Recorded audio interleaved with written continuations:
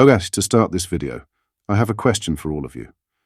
Who is the most hated Prime Minister of all time? I remember Brown and Blair had pretty rough times, but Starmer, for me, it seems as though he is very hated already. The public and even Labour voters are starting to already hate him, and he has only been in the door 5 minutes. Whilst losing the trust of your own people in such a short space of time is pretty bad. It's so crazy to see world leaders of other countries come out and blast the bloke. So in today's video, we will check out what world leaders have said as they blast Kier Starmer. But before we get into it, please hit the like and subscribe button and join our community. Our first world leader to blast him is Christine Anderson, who is the German MEP. What she said was, Kier Starmer. I am calling you out on being a disgrace to any democracy. There certainly have been a lot of posts by the UK Home Office these past couple of days. Interestingly enough, almost all of them deal with how determined the UK Home Office is to punish right-wing thugs. All of these posts focus on what these right-wing thugs have done wrong and what they are being punished for. This begs the question, are they pursuing the strategy of punishing one, teaching hundreds? It certainly looks like it.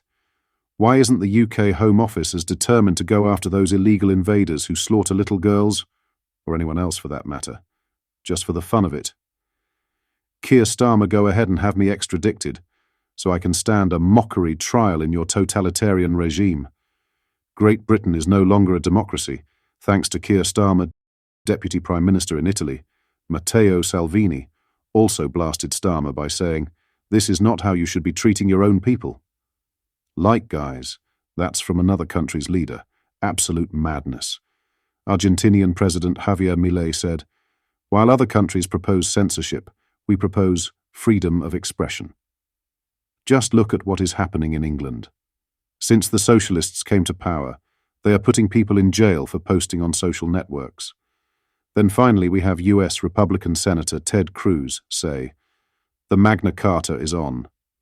The nanny state totalitarians are destroying Great Britain." Deeply tragic. So yeah, it's not just the British people that hate this man, it's all of the world leaders. In other news, Israel expects the UK to join in any potential counter-offensive should Iran launch airstrikes or a major assault on Israeli territory, David Lammy has been told. The Foreign Secretary, who visited Jerusalem on Friday to meet his French and Israeli counterparts, expressed his concern the situation in the Middle East was spiraling out of control.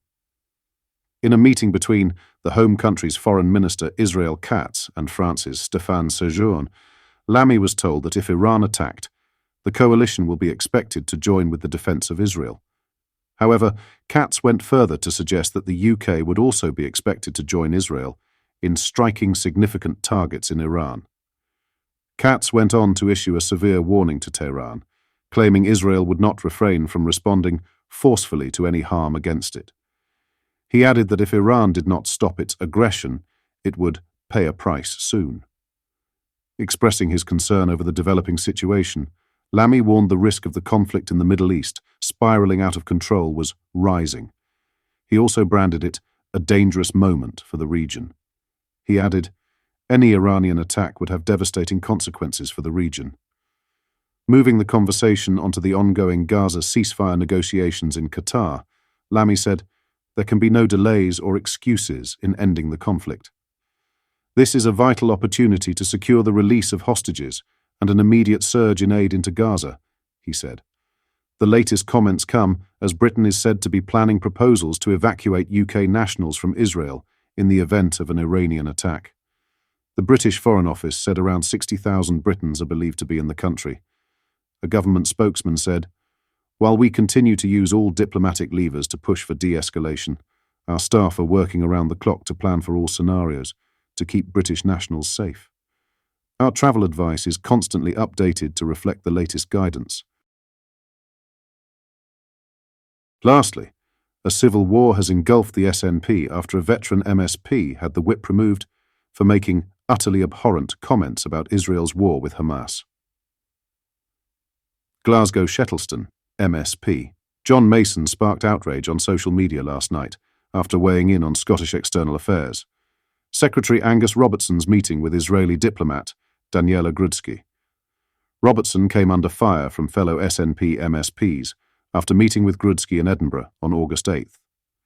The meeting was described as being in the mutual interest of both Scotland and Israel, with Robertson later confirming he reiterated the SNP's support for an immediate ceasefire in Gaza. Ex-Scottish Minister Emma Roddick, who stepped down from the SNP's front bench earlier this year, claimed her heart just sank when she saw a photo of Robertson meeting Grudsky on social media.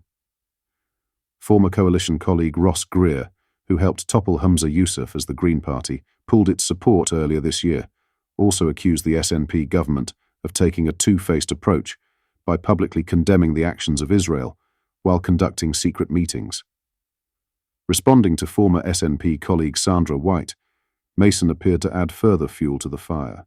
He wrote, "If Israel wanted to commit genocide, they would have killed 10 times as many." Mason added, "And Israel cannot be considered guilty of genocide either. If they wanted to commit genocide, they could have killed 10 times as many Palestinians as they have. Remember, it is Iran-Hamas which wants Israel wiped off the map." The 67-year-old, who represented Glasgow East in Westminster between 2008 and 2010, was met with widespread condemnation by SNP colleagues last night. Ex-SNP Westminster leader Ian Blackford said, 40,000 plus dead in Gaza, and you tweet this. You are not fit for public office. You are an embarrassment and not fit to represent anyone. You glorify killing and murder with your obtuse comment. Just go and do it now." A spokesperson for the SNP's chief whip confirmed Mason lost the whip earlier today. To flippantly dismiss the death of more than 40,000 Palestinians is completely unacceptable, they said. There can be no room in the SNP for this kind of intolerance. The chief whip has today withdrawn the whip from John Mason MSP with immediate effect, pending internal parliamentary group due process. The SNP group will now meet to discuss the matter, with a recommendation that the whip be suspended from John Mason for a fixed period of time because of this utterly abhorrent comment. Israeli Prime Minister Benjamin Netanyahu launched his onslaught against Hamas after the terror group killed 1,200 people and took another 200 hostages in last year's atrocious October 7th attack. The retaliatory operation has so far resulted in 40,000 Gazans being killed, the Strip's Hamas-run health ministry yesterday revealed. The SNP has been committed to pushing for a ceasefire in Gaza, with Stephen Flynn putting pressure on Sir Keir Starmer to support an amendment to last November's King's Speech. A total of 38 SNPs voted in favour of the motion, with Flynn claiming, "Israel's response amounts to the collective punishment of the Palestinian people." What are your thoughts on Keir Starmer so far? Let me know down in the comments below. Also, please hit the like and subscribe button for more content like this.